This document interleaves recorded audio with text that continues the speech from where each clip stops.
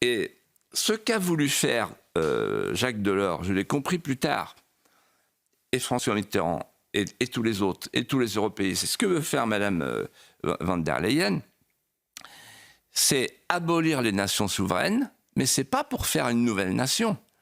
C'est pour faire un laboratoire mondialiste d'un pouvoir où il n'y a plus de gouvernement, où il n'y a plus de frontières, où il n'y a plus d'exécutif, etc. Et donc là, nous sommes à la croisée des chemins parce que pendant que nous, on parle, ils avancent. Et qu'est-ce qu'a voulu dire Emmanuel Macron, le président d'Iskobol devant les Jeux Olympiques? Il a voulu dire, sous-entendre, qu'il y a un projet de traité là. Vous savez ça? Vous êtes au courant?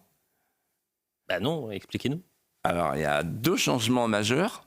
Le premier, c'est un élargissement à 40 pays, sous influence allemande, c'est-à-dire les Balkans.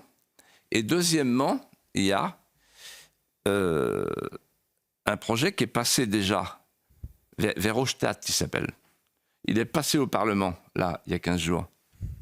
Et ce projet, c'est la fin du vote à l'unanimité en matière de défense et de politique étrangère. Donc c'est la fédéralisation. Et également, le président de la Commission devient le président de l'Union. C'est la fédéralisation de l'Europe. Voilà. Donc c'est la grande question qui est devant nous. Et donc, en fait, Emmanuel Macron se rêve, Elliot, en président des États-Unis d'Europe. C'est une formule